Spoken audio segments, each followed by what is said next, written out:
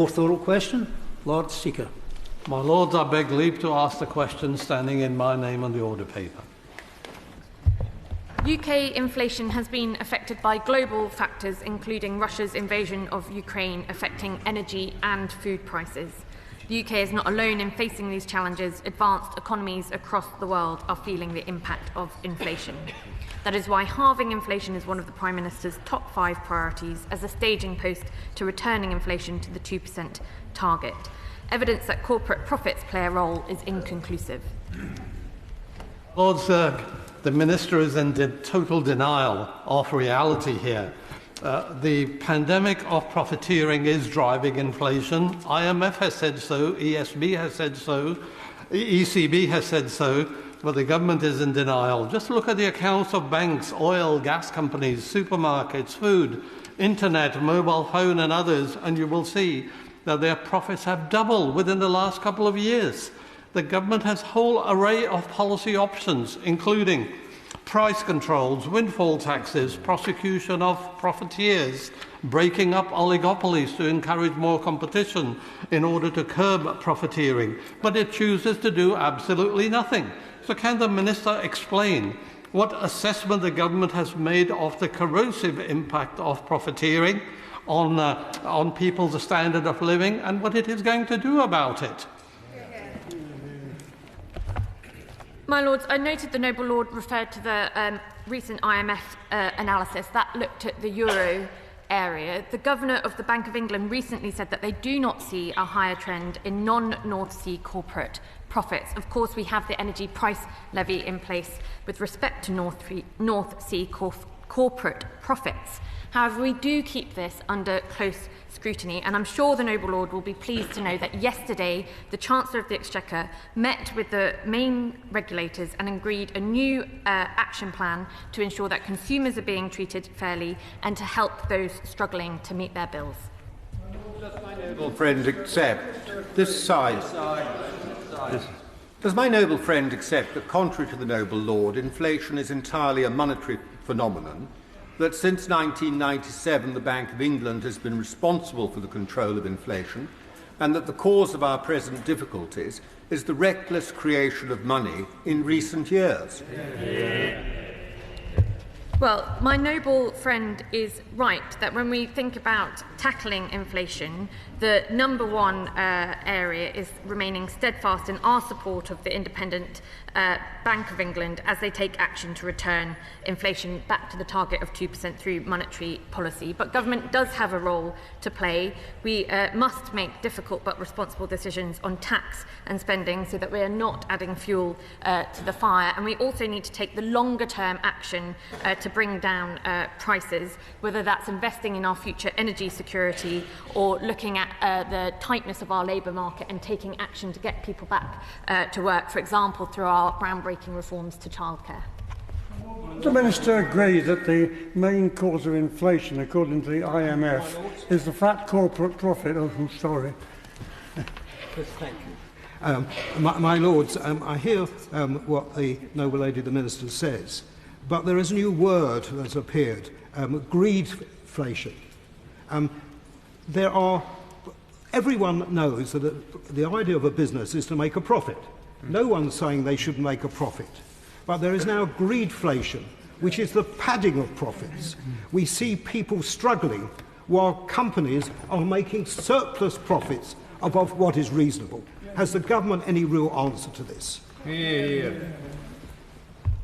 My Lords, I believe the answer is twofold. We're looking very closely at the data and we don't see the pattern that the Noble Lord refers to so far, but we will continue to do so and we will work with the regulators in the main areas, the FCA when it comes to the banking sector and passing on of higher interest rates to savers as well as mortgage holders, looking at the work of the supermarkets to ensure that their profits are fair and reasonable and driven by fair competition in the sector. We will keep all of that under review and we've agreed a series of steps with the regulators to make sure that action is taken if competition is not working as it should.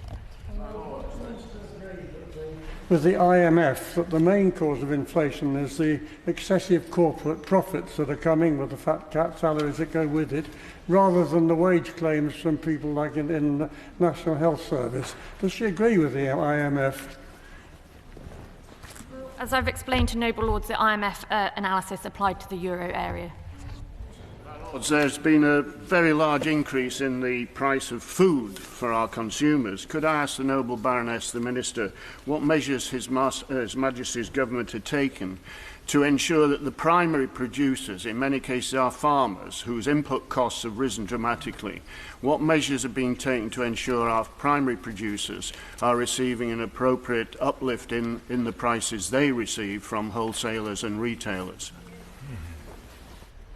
I believe that DEFRA has regular discussions both with food retailers and food producers to ensure that the market is functioning fairly to all those involved. At the moment, when it comes to food prices, the higher prices that we are seeing in supermarkets do appear to be down to passing on of higher costs, but of course we keep that closely under review.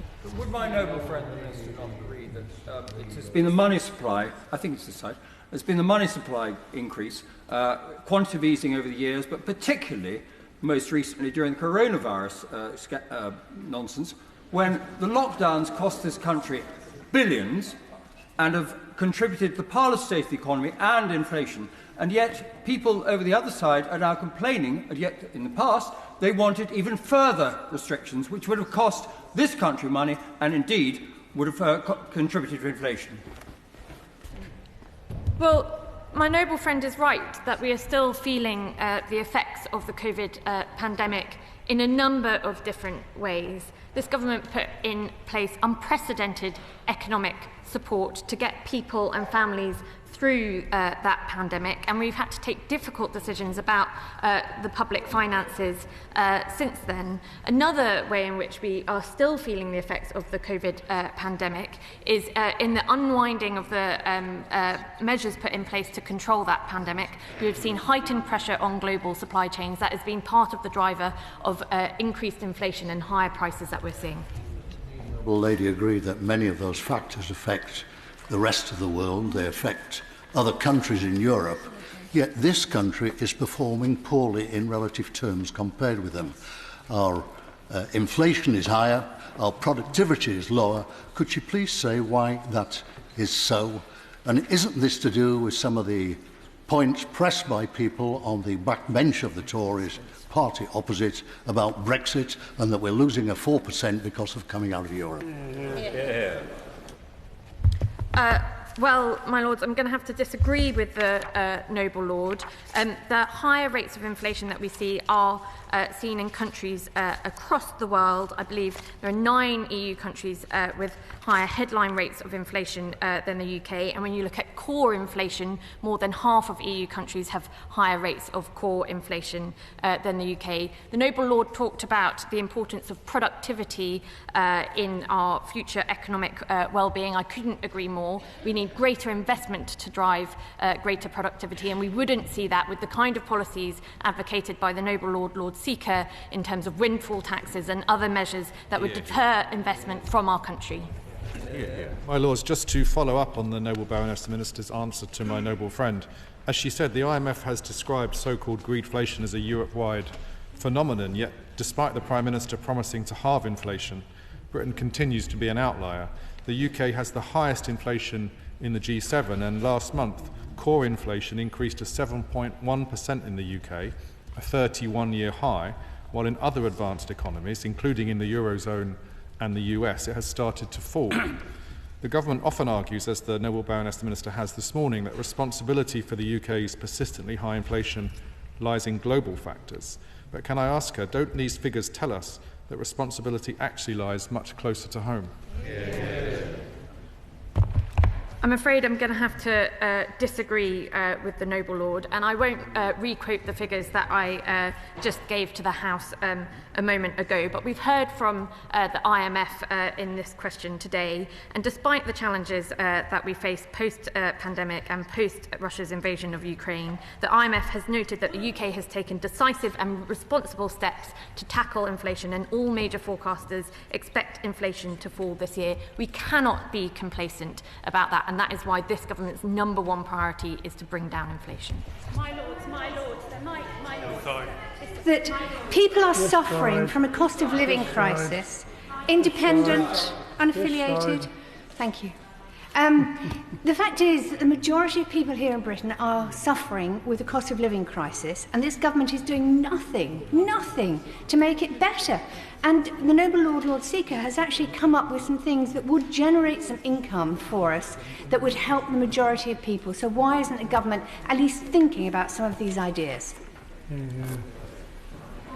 I would say to the Noble Lady three things. This government is not doing nothing to support people with the cost of living crisis. That could not be further from the truth. We, over the last year and this year, are providing £94 billion of support to people to cope with this, targeted at those on the lowest incomes, least able to afford the increase in their bills. The Noble Lady talks about revenue raising. Where we do see windfall profits, we have taken action. The Energy Profits Levy is going to raise billions of pounds in additional revenue in tax to support that action. And just at the end of last week, on Friday, the Chancellor announced new action to help people who are struggling with higher interest rates to afford their mortgage payments or go on to new terms to cope with those mortgage payments, but without, crucially, adding fuel to the fire of inflation. So I could not disagree with her more. My Lords, that concludes